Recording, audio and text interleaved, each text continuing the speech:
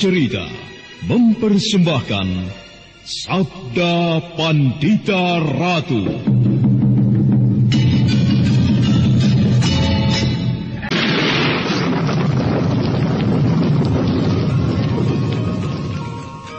Sabda Pandita Ratu. Naskah ditulis oleh Pondra Swasti Langit, diolah oleh Agung Bahrodi, didukung oleh artis-artis terkemuka Ferry Fadli, Eli Ermawati, M. Abud, Ivone Rose, dan lain-lain. Teknik dan montase Ibing Arifin, dengan sutradara Dian Pertiwi. Sabda Pandita Ratu kali ini mengetengahkan episode ke-10 dengan judul Gerhana di Medan Laga.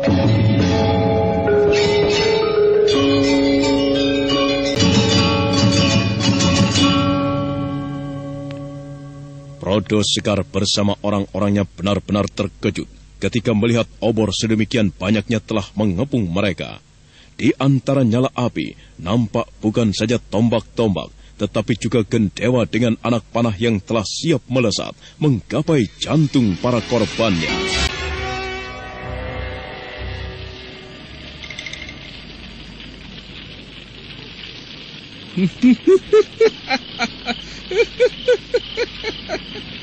Selamat datang para sahabat.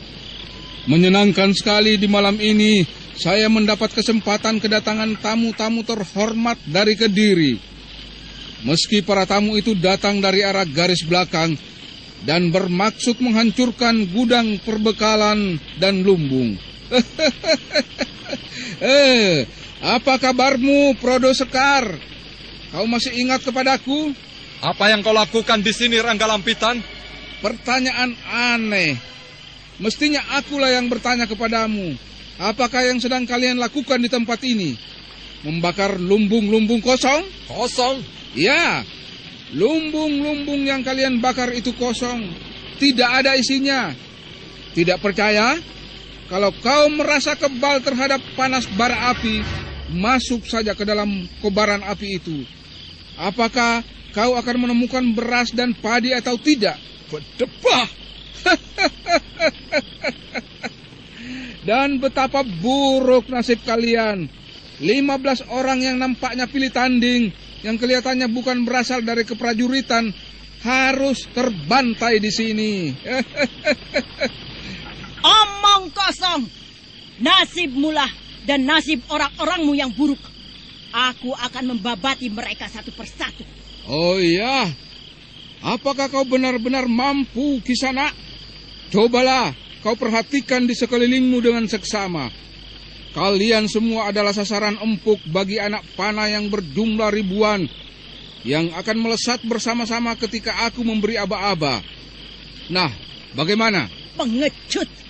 Aku tidak mengira orang-orang ganter yang selama ini menyebut dirinya orang-orang yang gagah perkasa ternyata gerombolan orang pengecut. Hakmu untuk menilai demikian, Kisana. Akan tetapi hak kami pula untuk menilai kalian juga pengecut.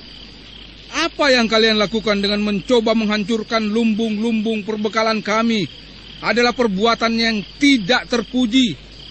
Tetapi untunglah Lintang Panjer Sore yang telah kembali memasang jaring-jaringnya di Kediri berhasil mengetahui kapan kalian akan menyerang. Nah, berbaliklah kalian semua. Kau akan melihat siapa yang datang itu. Selamat berjumpa lagi, Kakang Senopati Prodo Sekar. Kakang Senopati Panjanom. Senang sekali aku bertemu lagi dengan kalian. Ternyata kau pengkhianat. Aku tidak akan tersinggung. Kalian menuduhku pengkhianat. Di mata Kediri, aku memang pengkhianat. Akan tetapi, persoalannya bukan sekedar berkhianat atau tidak. Persoalannya adalah hati nurani. Jika kalian bisa jujur, kalian tentu bisa melihat bagaimana Baginda Kertajaya telah berbuat tidak wajar dan tidak terpuji. Apa yang diperbuat Baginda menyebabkan lahirnya orang semacam Gusti Tumenggung Murtiwandawa. Hei, kalian masih ingat dengan Tumenggung Murtiwandawa? Persetan dengan orang itu. Tumenggung Murtiwandawa memang seorang tumenggung yang luar biasa. Ia memiliki ilmu kanuragan yang tinggi nyaris tak tergapai. Dan hanya Yuda Paksa yang bisa menandingi. Nah, orang macam apa mereka itu sebelumnya? Mereka adalah abdi yang kinasih bagi kebesaran nama Baginda Kertajaya. Tetapi kemana mereka sekarang? Nah, sebaiknya kalian bisa menggunakan akal. Meski kalian berasal dari berbagai perguruan kanuragan.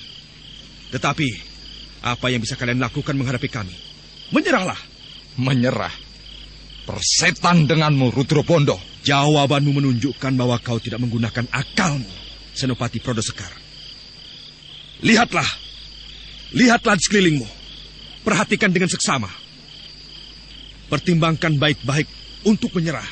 Atau jika kalian tidak mau menyerah, akan terjadi hujan panah di tempat ini. Nah, dan aku jamin, kalian akan terbantai. Tidak percaya? Jika ada 2 saja di antara kalian yang mampu bertahan dari anak panah kami, maka pasukan khusus yang dimiliki oleh Ganter akan menggilas kalian bagaikan banjir badang. Perhatikan baik-baik. Pergunakan otak. Jangan menggunakan lutut untuk berpikir.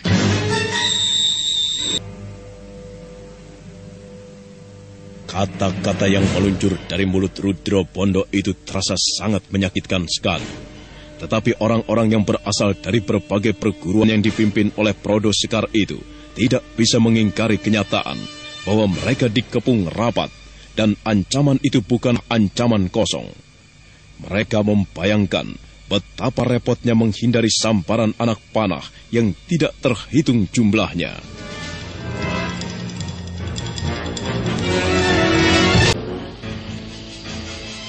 Bagaimana? Apakah kalian masih akan bersikap keras kepala? Persetan denganmu, Rudro Bondo. Jadi kau memilih keputusan mati sia-sia di tempat ini? Tidak.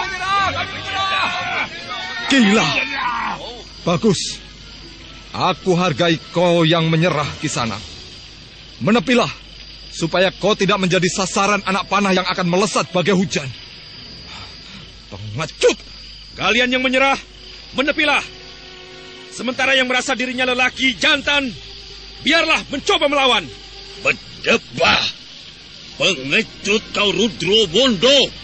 Lawanlah aku sebagai layaknya lelaki jantan kalau kau berani. Kau akan mendapatkannya. Kalau itu yang kau inginkan, Panji Anom. Sejak dulu, aku memang sudah ingin mencoba kemampuanmu. Tidak. Tidak ada perang tanding di sini. Kau tidak perlu melayaninya dalam perang tanding, Rudro Bondo. Nasib mereka sudah jelas. Jika mereka tidak mau menyerah, maka hujan anak panah akan mengguyur mereka.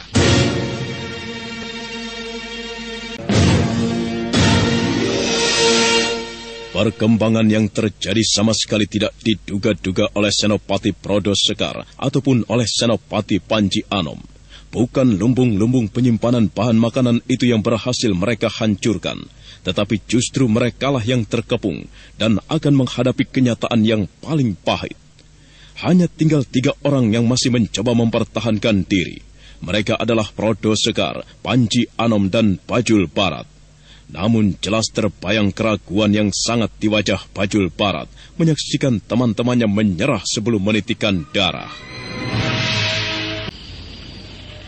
Nah, itulah kenyataan yang akan kau hadapi, Prodo Sekar.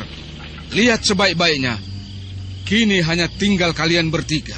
Lebih baik mati daripada aku harus menyerah. Bagus.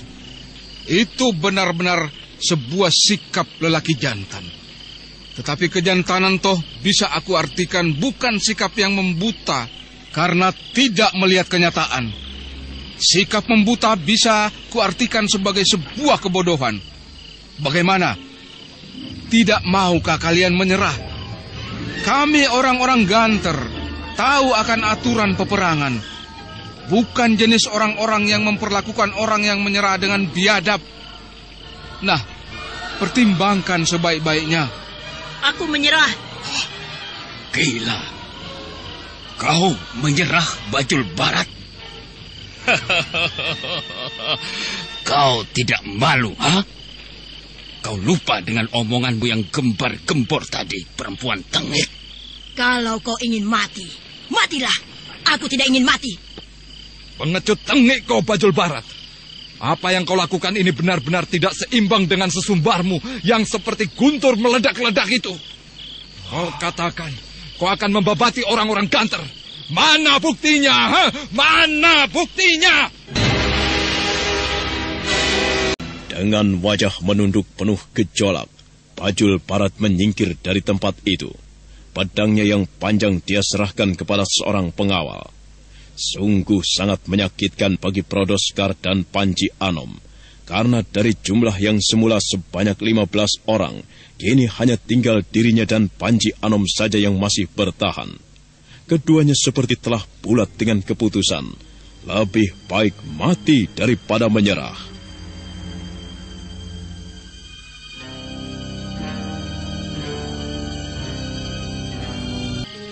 Pengecut! Pengecut kau Bajul Barat! Ternyata kau perempuan tidak tahu diri. Mana sesumbarmu yang menggelegar seakan bisa meruntuhkan gunung Kelut itu? Ha? Mana? Mana? Pengecut kau Bajul Barat! Jangan pedulikan Bajul Barat. Orang itu ternyata ongkokan sampah yang tidak berguna. Dia seorang pelacur, Panji Anom. Jangan pedulikan dia. Hei! Bajul Barat! Kau dengar? Baru saja Prodoscar menyebutmu perempuan lacur. Hah? Hei, orang-orang Ganter yang gagah perkasa. Ayo, seranglah aku. Inilah aku, Prodoscar. Ayo serang. Lepaskan anak panahmu. Jadikan aku Abimanyu di perang Baratayuda.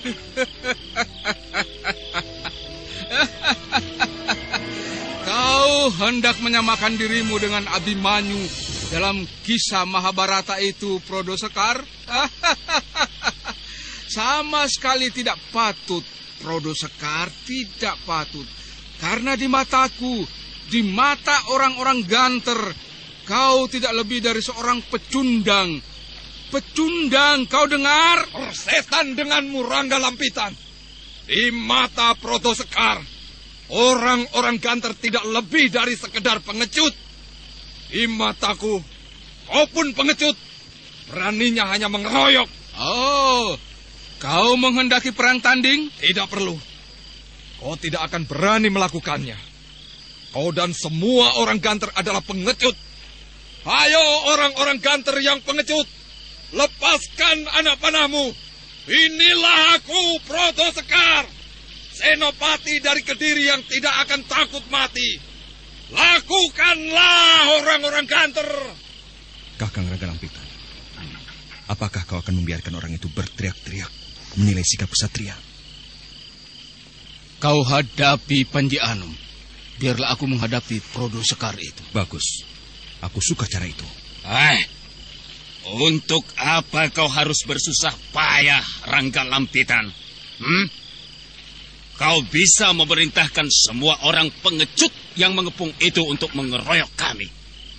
Aku memerintahkan seperti yang kau katakan itu. Tetapi aku memilih cara yang lain. Perang tanding. Bagus. Itu lebih menarik. Tetapi bagaimana dengan hasilnya? Bagaimana kalau kami berdua yang menang? Kalian boleh kembali ke Kediri. Dan prajuritku tidak akan ada yang menghalangi. Sayang sekali. Hal itu tidak perlu. Di antara kita harus ada yang mati. Hah? Jika kami yang menang, kami tidak akan kembali ke Kediri dengan belas kasihan itu. Sebuah cara yang merendahkan derajat kami. Bagus, Panji Anom. Aku sependapat denganmu. Api berkobar membakar lumbung dan gudang, ditambah terangnya obor yang semakin merapat mengepung dan tidak terhitung jumlahnya. Kepungan yang sangat rapat dan memang mustahil bagi Prodoscar dan Panji Anom untuk melarikan diri. Kita akan membunuh mereka karena yang terjadi adalah sebuah perang tanding. Kecuali jika para prajurit itu bersikap pengecut dengan melibatkan diri ketika melihat pimpinannya dalam bahaya. Jangan khawatir, aku jamin prajuritku tidak akan melakukan hal itu. Kalau begitu, tunggu apa lagi?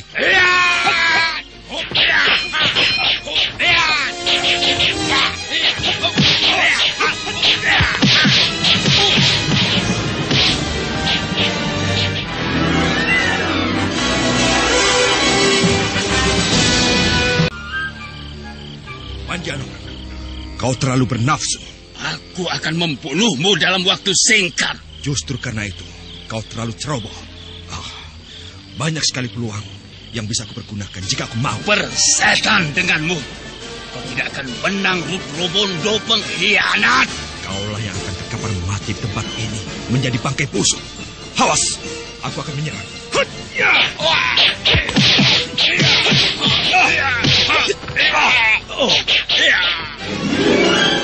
Pertempuran yang terjadi adalah sebuah pertempuran yang menarik.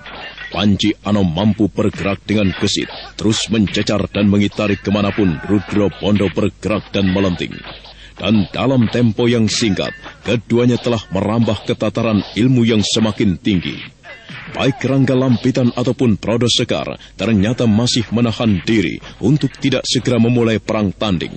Mereka menyaksikan apa yang terjadi atas Rudro Bondo, si Lintang Panjer Sore, yang melayani Panji Anom dengan sebaik-baiknya.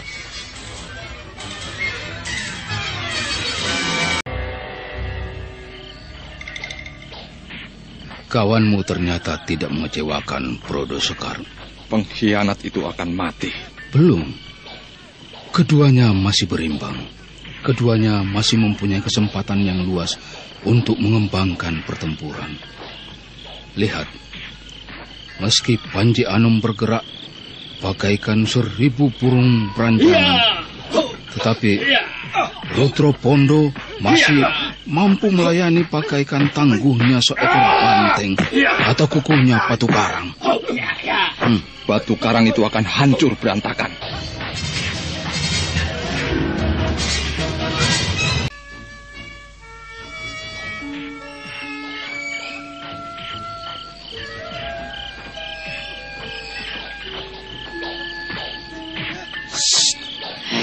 Bagaimana? Apakah kau merasa akan bisa mengalahkan Panji Anom itu jika mendapat kesempatan? Kau tidak dengar kata-kataku. Aku dengar. Bagaimana pilihanmu? Jika kau benar-benar mendapat kesempatan perang tanding melawan Panji Anom itu, apakah kau mampu mengalahkannya? Entahlah. Aku mengenalmu cukup baik, Bajul Barat. Kau bukan lawan yang sepadan bagi Panji Anom. Nah, lihat apa yang dilakukannya itu. Matilah kau! Ya!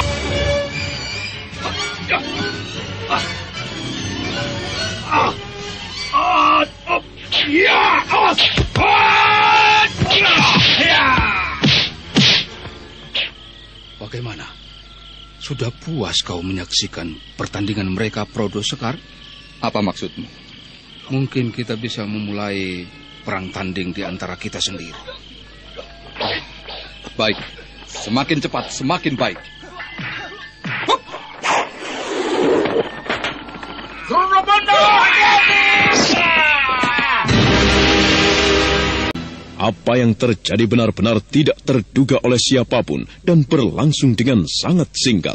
Dari arah yang tidak diketahui, tiba-tiba melesat 2 buah pisau menghajar dada Panji Anom menggapai jantungnya. Pisau yang sebilah lagi menghajar Prodo Sekar menggapai lambungnya. Namun untunglah Rudro Bondo dan Rangga Lampitan bersiaga sepenuhnya sehingga kedua orang itu lolos dari sambaran pisau yang melayang bagaikan kilat. Beberapa prajurit kemudian mengejar orang yang nampak melesat dari balik sebuah pohon.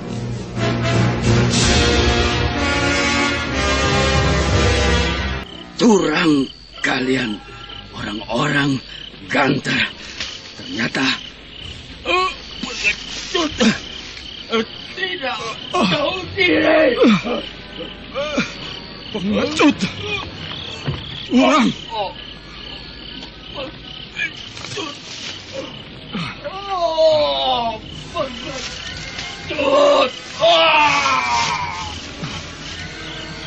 Kalian menang, tetapi dengan cara yang licik.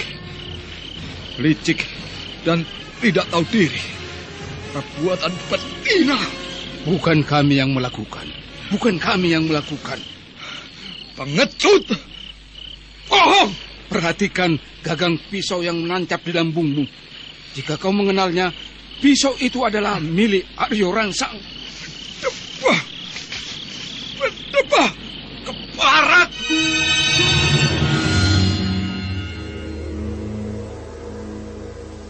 Lambung yang terkoyak pisau itu terasa sakit, tetapi jauh lebih sakit yang dirasakan di dalam hati Prodo Sekar yang tidak bisa mengingkari bahwa pisau itu ternyata benar milik Haryo Rangsang yang selama ini di Kediri dikenal sebagai seorang sahabatnya yang dekat. Rudro Bondo kemudian melangkah mendekati tubuh Panji Anom yang telah membeku menjadi mayat. Pisau yang menancap di dadanya dicabut dan diamat-amatinya dengan seksama.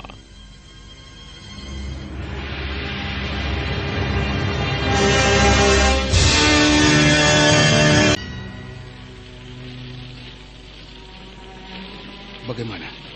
Mati. Pisau ini menghujam terlampau dalam ke jantungnya.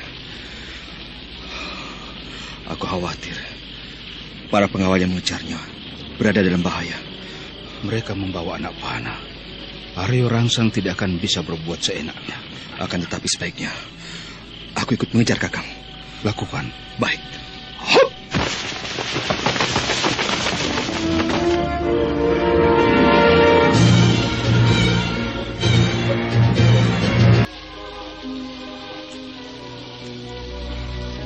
Bawa semuanya ke barak tawanan dan tandu orang ini ke barak perawatan. Cepat. Apa yang akan kau lakukan kepada aku? Seorang tabib tengah dipanggil untuk menolongmu. Tidak mau. Aku tak sudi. Lebih baik mati. Jangan keras kepala, Prodo Sekar. Lihatlah kenyataan. Kau akan tetap mengabdi ke Kediri setelah kau melihat bagaimana perbuatan Kediri terhadapmu. Kau ditugaskan untuk menghancurkan lumbung-lumbung kami. Tetapi orang yang menugasimu telah menyiapkan orang lain untuk membunuhmu jika ternyata kau gagal. Kau telah gagal. Aryo Rangsang membunuhmu. Berdebah ke barat. Sebaiknya kau tenanglah, Prodo Sekar. Tabib akan segera datang untuk menolongmu.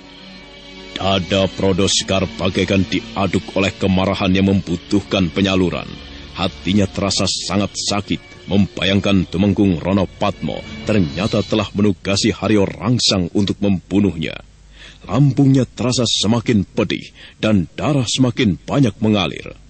Prodo Sekar harus menghadapi kenyataan yang sangat pahit, melihat kematian Panji Anom yang dirinya sendiri terluka ternyata oleh pisau Haryo Rangsang yang tentunya mendapat perintah dari Kediri. Sungguh sebuah kenyataan yang membuatnya kecewa dan terluka.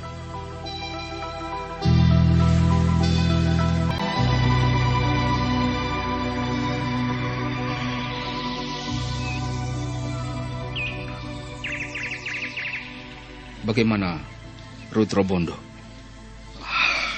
Tidak tertangkap. Ia sudah menghilang. Ada yang terluka di antara pengawal? Tidak.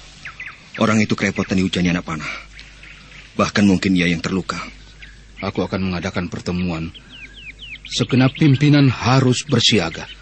Nampaknya ada kemungkinan niat Kediri menyerbu Ganter malah dipercepat karena kegagalan mereka menghancurkan lumbung-lumbung padi. Boleh jadi. Mereka justru mengira telah berhasil membakar persediaan makanan. Tidak. Aryo Rangsang tentu telah cukup lama mengintai apa yang telah terjadi. Bagaimana keadaannya, Tabib? Ia tidur, Tuan. Rasa-rasanya jiwanya masih bisa diselamatkan. Obat pelawan racun itu tengah bekerja di dalam tubuhnya. Bagaimana dengan lukanya sendiri? Apakah tidak berbahaya? Oh, tidak, Tuan. Meski lukanya menghujam cukup dalam, namun tidak mengenai bagian yang berbahaya. Hanya sebuah luka.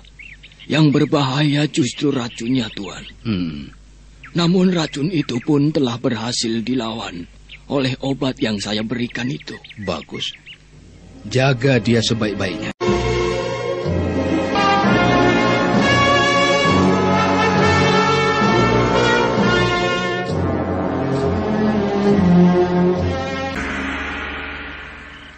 Hamba yang menghadap, Baginda. Hamba menghaturkan sembah. Aku terima sembahmu, Haryo Rangsang. Saya menghaturkan hormat saya, Gusti Tumenggung Ranapatma. Aku terima penghormatanmu, Haryo Rangsang. Tubuhmu berkeringat, pakaianmu lusuh. Tidak pantas kau menghadap seorang raja. Kecuali jika kau membawa sebuah berita penting, Haryo Rangsang. Sebenarnya lah, Tuanku. Hamba telah menempuh perjalanan dari Ganter, tanpa singgah dimanapun meski barang sejenak. Dan hamba langsung menghadap Baginda. Dan kebetulan Gusti Tumenggung Ranapatma juga berada di sini. Hamba akan menyampaikan hasil dari tugas hamba. Laporkanlah. Mereka gagal, Baginda. Mereka gagal? Benar, Baginda. Mengapa mereka gagal? Ampun, Baginda. Hamba harus mengatakan kenyataan yang sebenarnya. Hamba mohon ampun jika apa yang hamba sampaikan tidak berkenan di hati Tuanku. Katakan. Mata-mata Ganter itu telah menyusup kemana-mana, Tuanku. Penghancuran atas lumbung dan perbekalan Ganter gagal. Karena mata-mata Ganter telah berhasil mencium rencana itu. Dan mereka telah mempersiapkan diri untuk menjebak. Orang-orang dari berbagai perguruan yang dihimpun itu ternyata berjiwa kerdil. Takut berada di bawah hujan panah. Yang bertahan hanya Prodo Sekar dan Panji Anom. Lalu bagaimana dengan mereka? Tidak ada kemungkinan secuil pun bagi mereka untuk lolos. Hamba kemudian melaksanakan perintah Tuanku. Prodo Sekar dan Panji Anom hamba bunuh dengan pisau-pisau hamba. Keparat, pedebah, iblis.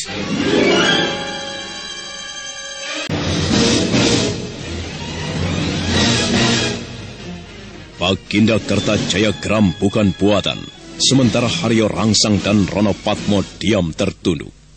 Nah, bagaimanakah kisah selanjutnya? Saudara pendengar, untuk mengetahui jawabannya, ikutilah kelanjutan kisah ini dalam seri berikutnya. Sampai jumpa.